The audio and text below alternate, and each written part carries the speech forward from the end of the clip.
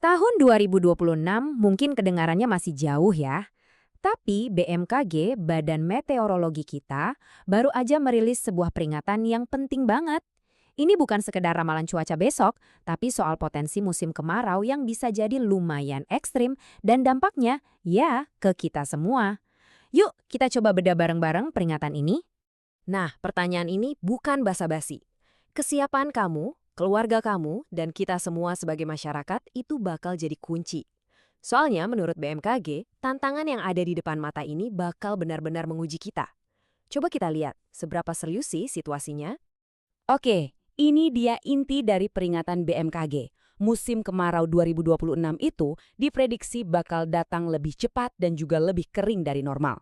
Ada dua kata kunci di sini yang perlu kita garis bawahi, lebih awal dan lebih kering.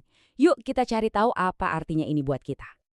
Tentu aja pertanyaan pertama yang muncul di kepala kita pasti, loh kok bisa?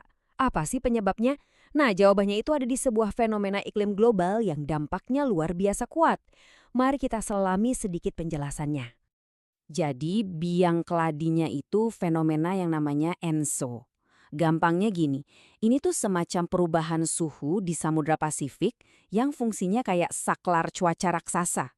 Saklar inilah yang ikut nentuin curah hujan di Indonesia, bahkan di belahan dunia lain. ENSO ini punya dua wajah yang saling berlawanan.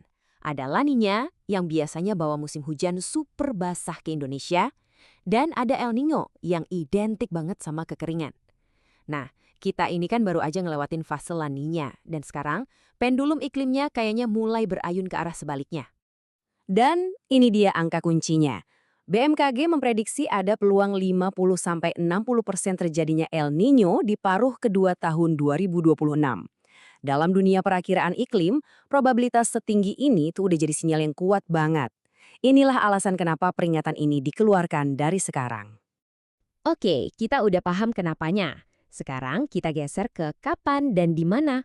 Yuk, kita lihat gimana musim kemarau ini bakal menyebar secara bertahap di seluruh wilayah Indonesia. Coba perhatikan lini masanya. Kekeringan ini nggak akan datang serentak. Dia bakal datang perlahan, istilahnya merayap gitu.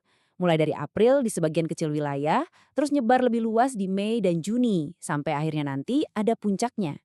Nah, pergeseran bertahap ini sebenarnya ngasih kita waktu buat siap-siap.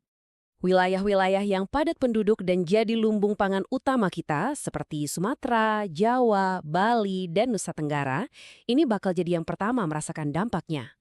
Musim kemarau yang datang lebih cepat di area ini artinya tantangannya juga bakal lebih besar, terutama buat pertanian dan ketersediaan air. Coba ingat-ingat bulan ini, Agustus. Disinilah puncaknya, di mana lebih dari separuh wilayah Indonesia akan merasakan kondisi paling kering.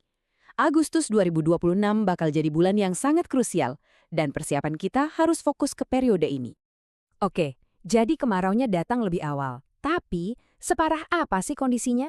Mari kita lihat dua karakteristik utamanya, seberapa kering dan seberapa lama.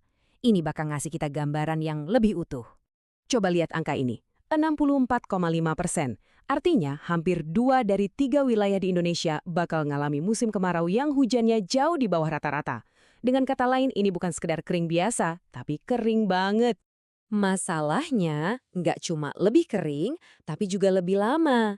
Lebih dari separuh wilayah Indonesia akan menghadapi musim kemarau yang durasinya lebih panjang dari biasanya. Ini tuh kayak pukulan ganda. Airnya lebih sedikit dalam periode waktu yang lebih panjang pula. Kalau kita bandingkan, perbedaannya kelihatan jelas banget. Kemungkinan terjadinya musim kemarau yang jauh lebih kering itu hampir 2 kali lipat dibanding kondisi normal. Data ini seolah-olah bilang ke kita, bersiaplah untuk skenario terburuk, bukan yang biasa-biasa aja. Semua informasi ini tentu bukan buat bikin panik, tapi justru buat mendorong kita semua untuk bertindak. BMKG menyebutnya peringatan dini untuk aksi dini. Jadi, apa aja sih yang bisa dan harus kita lakukan? BMKG merekomendasikan 3 pilar aksi utama.